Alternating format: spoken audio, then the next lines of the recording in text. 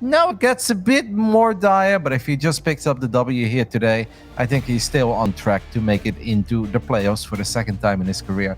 And I think that'd be awesome. So let's see if he can get that job done. In the top right side, our Protoss that's representing Team Alpha X, it is TriGGeR.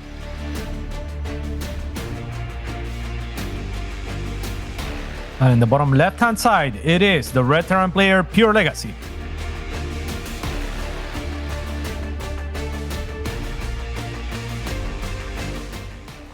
You know how Vindicta is the kind of Terran that always loves to go into Liberators, loves to go into Ghosts, and loves to play the very complicated games. I feel like PureLegacy is a little bit more of the brute force kind of Terran. Like he's very good with his first 2 medevacs and his early move outs, and then once he gets 3 bases set up and he gets medevac 3, 4, 5, he has good multitasking.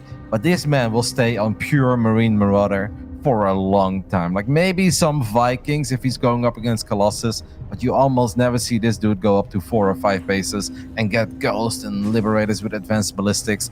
That's not what his comfort zone is, and this is probably something that he doesn't feel, I don't know, very comfortable with, or that he just doesn't enjoy it overall. But he is very active with Marines and Marauders. He loves to trade, he loves to be aggressive, and I think that's why it's kind of fun to watch him play this matchup.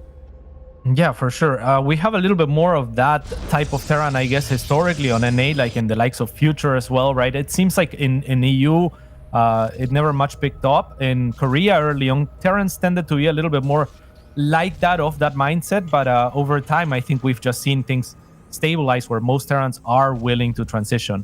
Of course, every Terran will apply pressure, but very few people just kind of like go all in consistently off of 2 and 3 base and just try to just make it or just die trying, right? And even if it's not necessarily an all-in, like sometimes they will max out, but it will legitimately be 200 supply of pure Marine Marauder medevac 3-3 upgrades and just non-stop drops, non-stop run-bys, and those kind of games are very high-paced and kind of enjoyable. Like it shouldn't technically work if Protoss players are well set up on 3-4 bases with observers, cannons, blink stalkers, and robo units, but it's fun to watch if it's always like, okay, they've got 1, 2, maybe 3 robo units, but they're not totally stable yet. It just kind of feels like they're throwing everything that they have as the Terran player at the Protoss and see if they can break down the wall. It's just enjoyable. It's like one of these buckle up and enjoy the ride kind of best of 3s, I think. Yeah. It's also a style that should do better on the ladder than on tournaments, just generally speaking. Like if you don't have that range, but an opponent that knows your playstyle, that studies you, can definitely make strategies accordingly, try to play maybe a little bit more defensive, right? Like if you're TriGGeR, maybe you're thinking about these things. And like you said, maybe spreading out some observers early on to see the aggression as the game progresses. Yeah, like those kinds of styles find most success when Protoss players go up to 4 bases, maybe right before they are totally ready to do so. But if you know that your opponent is not transitioning, then you can just kind of turtle on 3 bases. Even if you're being outmined, who cares? If it's just Marine Marauder that you're going up against, if you get 3 Colossus and 3 Immortals, you're not going to struggle. And PureLegacy finding a little bit of success here, picking off the Adept. That's a lovely start for him. Yeah, and TriGGeR trying to turn around twice with the Adept and not quite actually firing, which is the kind of thing that really speaks, I think, to things like nerves. Like, I don't think that on his latter games he ever misses either of those shots. So, yeah, I'm curious to see how that unfolds as well, because if this becomes chaotic and both players are kind of shaky on things and kind of nervous, it just gets, you know, to a land of mistakes, and that's always so much fun to see. Yeah, PureLegacy also made a tweet related to his DreamHack performance so far.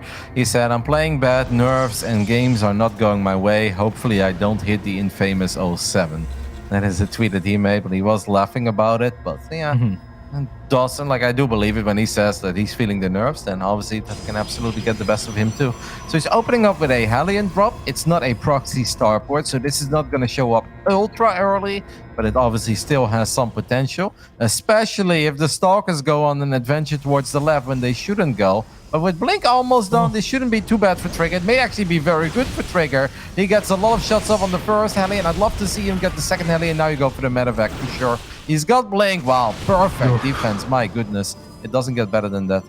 Not at all. And that also makes me wonder, is this him accounting for PureLegacy? Of course, it could be just the fact that this is how he likes his SimCity, but whatever the case, whether he studied it or not, this SimCity works out wonders as well, right? Yeah, like PureLegacy always had to take that long way into the mineral line if he wanted to try at all. Yeah, it's not perfect defense, but I thought that, I'm sure that he lost a probe or something, but it actually was absolutely perfect. The man lost nothing. He killed a medevac, 3 Hellions, lost nothing, not even mining time. Yeah, that's, now you're off flying as a Protoss, and you know that you just bought yourself a lot of time to get that economy really kicking in and start cranking out those first powerful robo units. Most definitely. This observer will be spotted, but quick to it is TriGGeR, even though he had just managed to... What happened? No, I thought auto maybe turret you were thinking? Yeah, I thought if he follows it, he can drop a turret below it, and then you would kill it. Yeah, so definitely an option perhaps. But TriGGeR even going into that neutral air space is going to be safe for the time being. I like that he doesn't just pull the observer all the way back either. Kind of calls it on the PureLegacy not chasing. Yeah. What he doesn't know yet is that PureLegacy has dropped a 3rd command center. I think because he doesn't know it yet, he hasn't taken the 5th and 6th gas, which I don't really hate, because if PureLegacy would have gone for some sort of a 2-base all-in, you don't need those gases. If he would just get a sneak peek on that, I do think it's time to start taking those. And I wouldn't hate a 2nd Robo, I wouldn't hate a Templar Archives. I think both are perfectly fine choices. Yes, indeed. So Colossus is going to be the choice here for TriGGeR. He has a couple of sentries, so he's going to be able to keep up the hallucination scouts. And he's adding quite a few gateways here. Plus one is a little bit more than half of the way done. And with charge finishing, it looks like maybe he's thinking about moving out. Is there a War Prism up? No, I mean, I think he just wants to receive this army before the tanks are siege up. If the Colossus can get a couple of swipes of all the Marines are in the front. Ooh, Colossus does not quite shoot yet, though. Now we may need to drop a defense force field. Battery overcharge would be awesome. He does drop battery overcharge. It gets picked off, but so many Marines have already gone down. The Marauders are quite low on HP, and now the interference matrix has worn off. So TriGGeR has weathered the storm. PureLegacy is going to try to find some success with a drop, though, and that main base of TriGGeR is actually a little bit of a cluster F. I get nervous when I look at it. It can be very hard to defend drops if the bio units actually make it into the main base.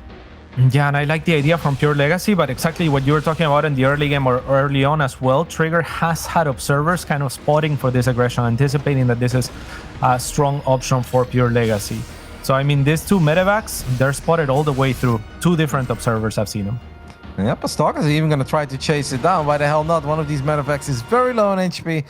TriGGeR does not manage to get the final hits of another forward blink. That one is a little bit risky because he didn't know what else was out there. Imagine if there were a couple of Marauders that would stim on top of those Stalkers. Does not quite avoid the Widowmine, but he is going to pounce on this army and gets the full cleanup. I mean, units lost resource step. 1,000 resources have gone down for TriGGeR. 2,800 resources have gone down for PureLegacy. Yeah, this is just not looking good for the Terran player at this point. He is doing what he can to try and make something happen with these mines, but not quite able to. And TriGGeR once again moving out on the map. I think maybe both sentries got taken down. Oh, he's attacking the rocks. He's attacking the rocks. He wasn't paying attention at first. Another forward blink. All the medevacs are just getting picked up. I think TriGGeR is just going to walk away with this, man. His army is a bit too powerful. There is no answer for these Colossus unless the Marauders can get on top of them. But there are too many Stalkers in front of them. And just like that, our Canadian Protoss will take the 1-0 lead. And honestly, he did it in a very convincing manner, Cats. Yeah, the scariest moment was probably when he was out on the map trying to greet the army, like you were saying, and then has to run back. But the shield battery, I mean, it finishes at a perfect time for him, as well as the cannon, I believe. So he was just good, and really good observers as well, right? Like you talked about it at the very start. I think that that PureLegacy, I mean, he might have to try something new, or I don't know, because TriGGeR seems to have his number right now. Yeah, I also think if we want to go for a Hellion drop, I know it becomes a bigger commitment, but then I do prefer it if the Starport is out on the map, because every second matters when you go for a build like that. Now the medevac with 3 Hellions, so it wasn't even 4 Hellions, but with 3 Hellions showed up by the time that blink was done. And then it's always more likely that A, you end up losing your medevac, and that B, the Stalkers get a couple shots off on the Hellion, and then they can also blink in front of the Hellions to block the path, so the Hellions can get the good shots off on the probes. I mean, a start like that, a lot of Terran players will just say, if you open up with 3 Hellions and a medevac, and you get 0 probe kills, the game is just kind of over. Yes, indeed. But that was a very good read as well from TriGGeR. Do you feel like every Protoss should have a SimCity like that, or what's the downside of having it set up as he did? I don't know. I mean, sometimes it works out in a phenomenal way. Sometimes it works out against you, right? If the medevac would have came in a bit further towards the right, and then you can't just quite get close enough to the medevac. But in this case, it worked out brilliantly. But I guess it really depends what you're going up against. All right. Yeah, I'm trying. Yeah, I guess it would be kind of an issue of pathing for Stalkers defending at some point. Like if this game would have been different and the game would have gone on, like imagine being forced to recall into your main to deal with 16 bio units. That'd be really ugly, man, because then your units are all going to be stuck behind those buildings, and basically you have to blink across your buildings, but that obviously means that you can't micro your stalkers anymore. So there were definitely some downsides to the main base of TriGGeR. I was a bit nervous about it, but he never had to deal with any of that. Let's see what game 2 has in store for us. In the top right side, we're looking at the main base with a man who is 1 and 3 in this group, but he has already played the 2 heavy hitters. This is TriGGeR.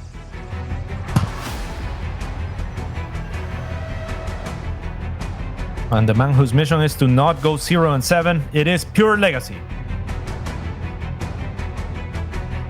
And yeah, a little bit of a humbling tweet as well, right? Like I feel like that's a good tweet to make, kind of just lower expectations, but also kind of have a laugh at yourself. I mean, you're a newer player to the stage. I think that relieving a little bit of pressure can be one of the better things that you can do sometimes if you're trying to play your game that you know you're capable of.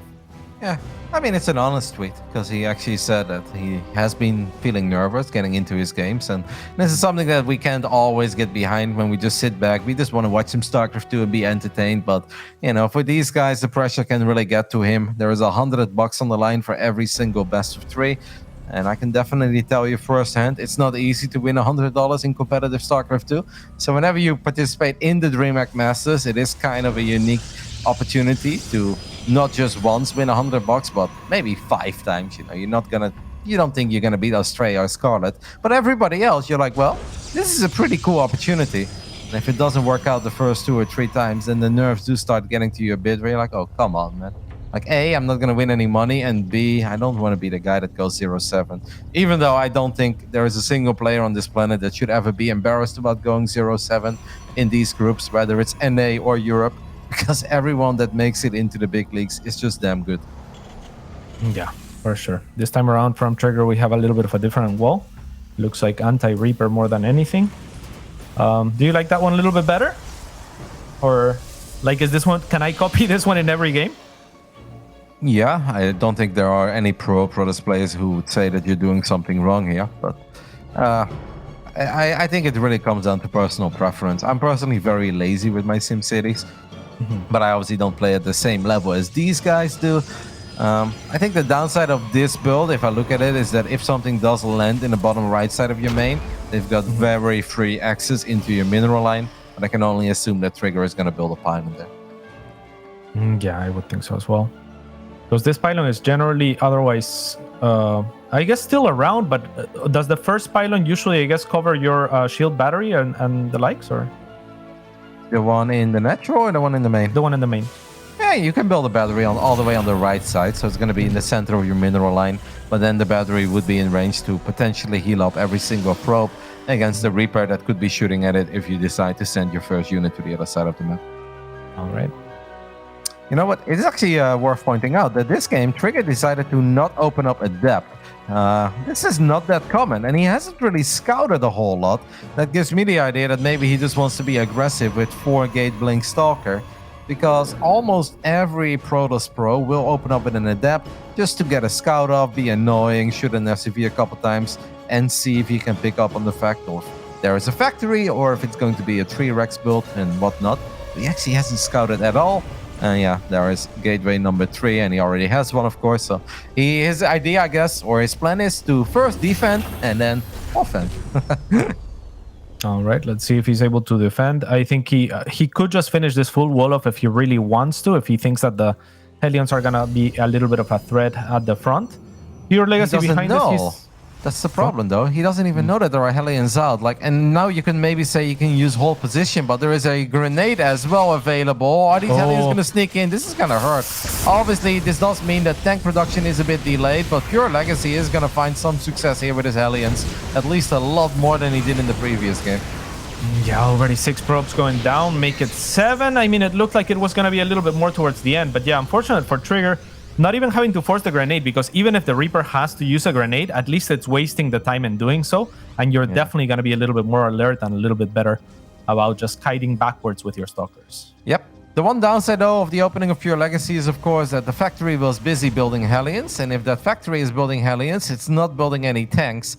And Protoss players with Blink Stalkers are very good, and I have the feeling that TriGGeR is going to go for the bunker at first. The tank is probably going to stay in the main, or...